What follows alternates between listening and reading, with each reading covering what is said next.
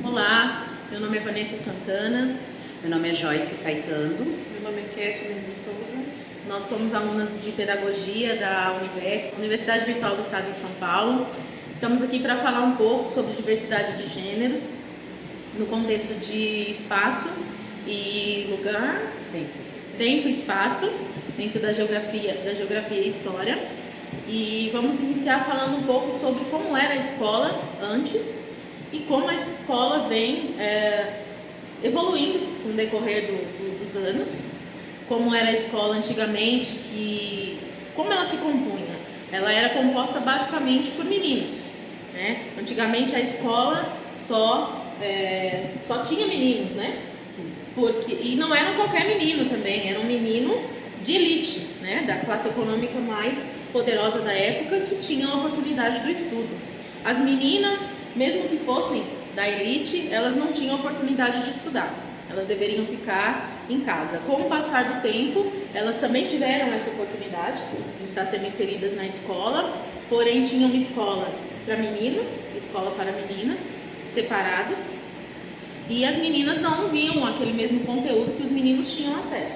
As universidades também foram implantadas, e essas universidades também só permitiam que os meninos participassem, que os meninos tivessem uma formação acadêmica, e com o passar do tempo isso foi mudando. Porém, acredito eu que a diversidade de gêneros, né, a exclusão do gênero já começou desde sempre, né, com essa exclusão do sexo feminino de dentro das escolas.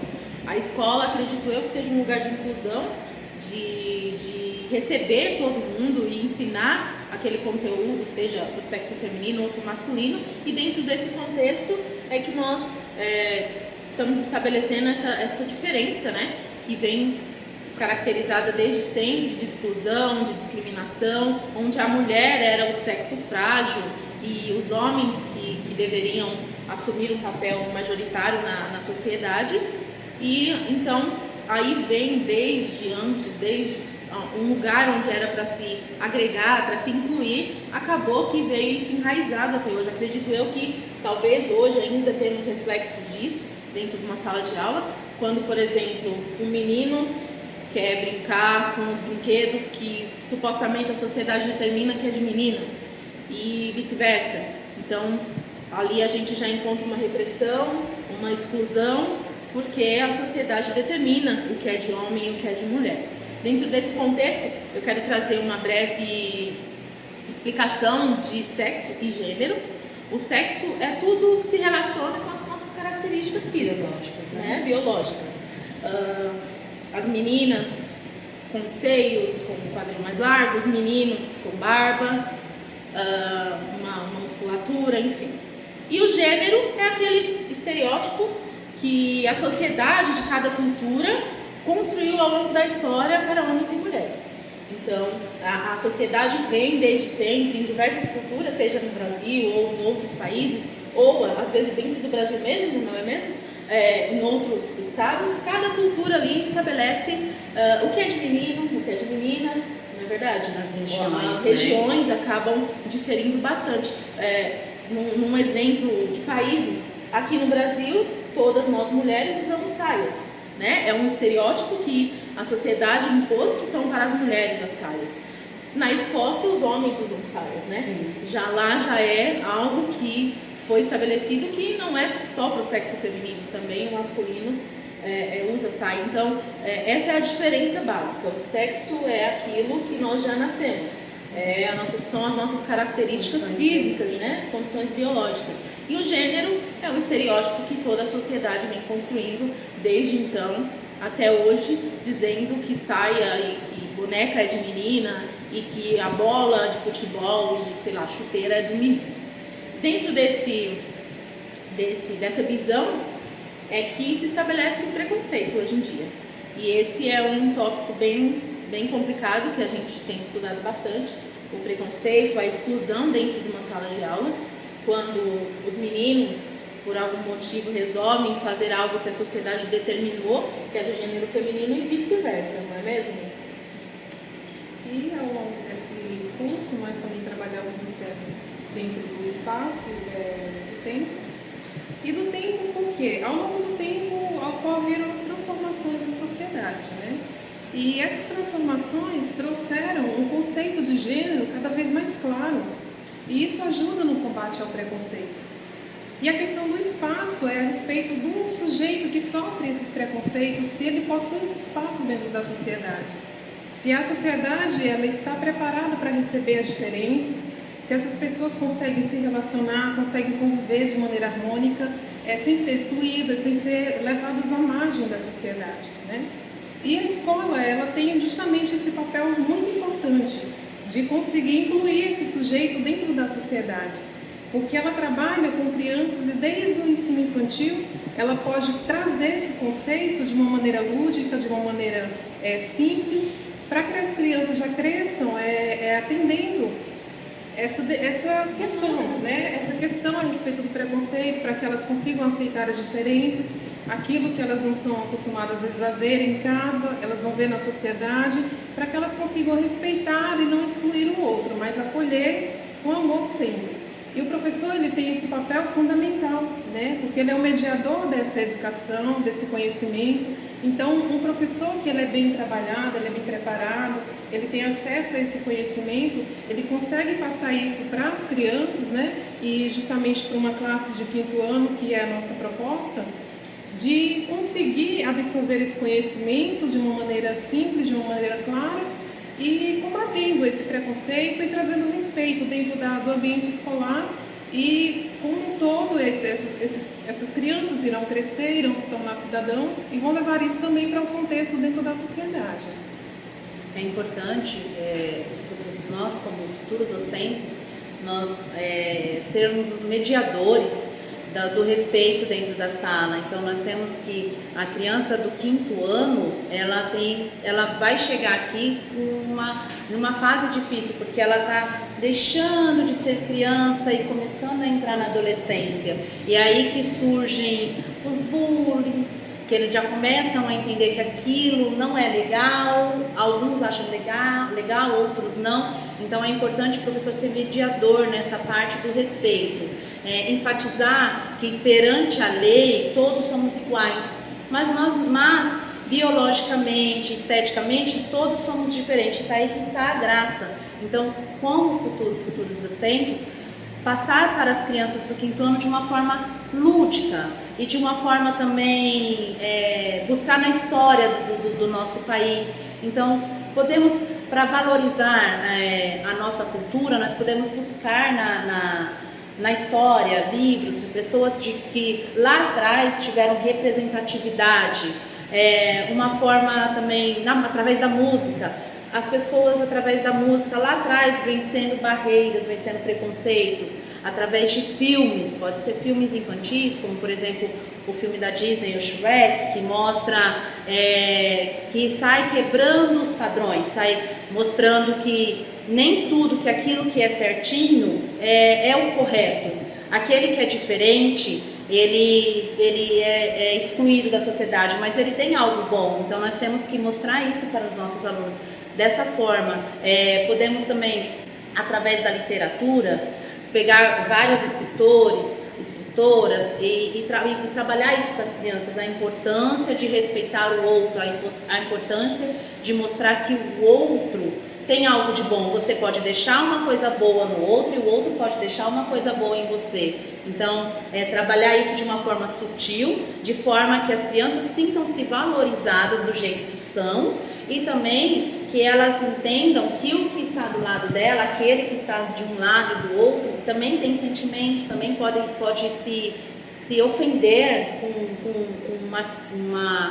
uma crítica ou algo que você acha que aquilo não vai magoar, mas o outro vai se sentir magoado, a outra criança vai se sentir magoada. Então, de uma certa forma, nós podemos pegar a história, pegar a música, pegar o filme, pegar a literatura e trabalhar tudo isso dentro da sociedade ao entorno, né, da onde a escola está situada.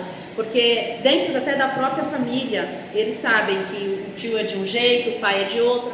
É possível trabalhar isso com as crianças, é possível a gente pegar e trazer naquela região, na região Nordeste, a característica que deixa eles uma região muito rica, o norte, o sudeste, o sul, todos têm sua qualidade, e ensinando isso, mostrando que o Brasil é um país tamanho continental, e as regiões, cada um tem suas qualidades, mostrando também que o homem e a mulher, eles estão em par de igualdade, apesar de ainda faltar muito para estar nisso, mas nós temos que mostrar que eles são iguais e que um faz, o outro pode fazer também sem problema algum. Durante os nossos estágios nós tivemos algumas vivências meio que embaraçosas também, e acredito que a Joyce, durante o trabalho dela no creche, Isso, maternal, ela também teve algumas experiências que foram bem marcantes. No caso a experiência, no caso, foi que durante a aula, a professora, na verdade, durante a entrada dos alunos, a professora faltou. E nesse ambiente escolar tem uma estagiária que ela se caracteriza como uma vestimenta masculina. E ela está na escola contratada como uma estagiária contratada desde o início do ano.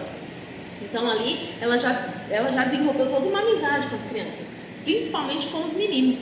Então muitas vezes dava para se ver durante o intervalo, eles batendo cards ou conversando alguns assuntos de futebol, enfim. E os meninos principalmente eram muito amigos, né, dela. E um dia a professora faltou e coube colocar essa estagiária como substituta.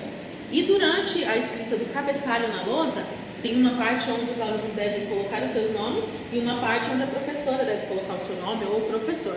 E aí, quando a professora colocou o nome dela na lousa, seu nome social, despertou meio que uma revolução dentro da sala de aula.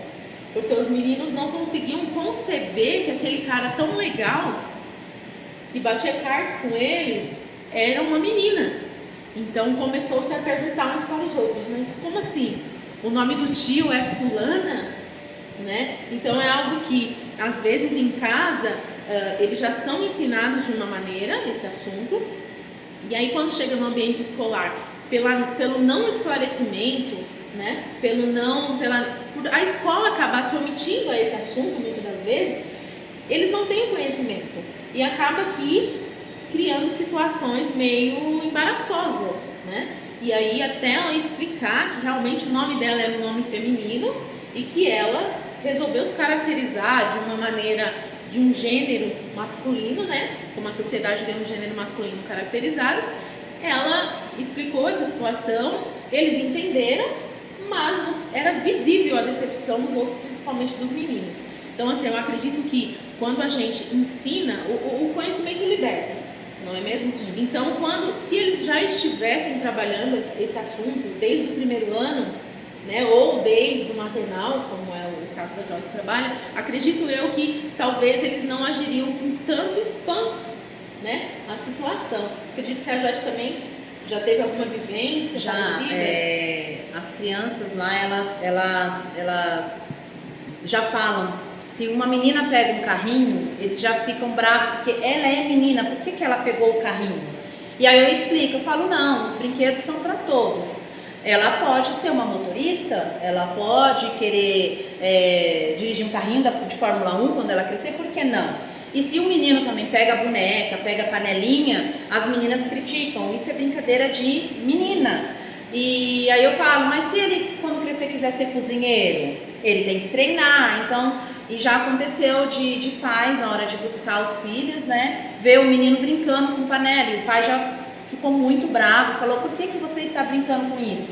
E na hora, a professora na sala falou, pai, ele pode ser um grande cozinheiro. E aí o próprio pai falou, meu pai é cozinheiro, o avô do menino. Então, assim, ficou aí nós falamos, aqui nós não separamos brinquedos de menino e menina, nós deixamos os brinquedos lá e cada criança se sente à vontade a pegar, a brincar com o que quer. Então, assim, desde quando eles são pequenos, nós ensinamos que não existe isso é de menino, isso é de menina, e sim são de todos.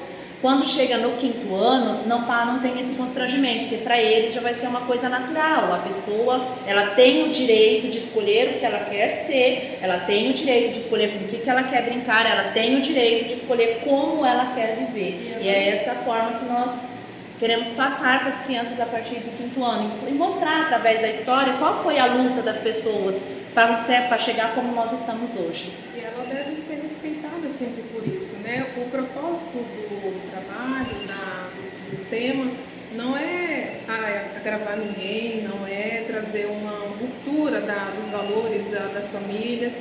As famílias têm os seus valores e nós compreendemos e respeitamos isso. A proposta do tema é justamente mostrar que isso é uma realidade da nossa sociedade, né? Uma hora ou outra a criança vai ter contato com essas situações e ela vai se perguntar os motivos daquilo, ela vai se questionar e ela pode interpretar aquilo de uma maneira agressiva, né? O que não seria o ideal.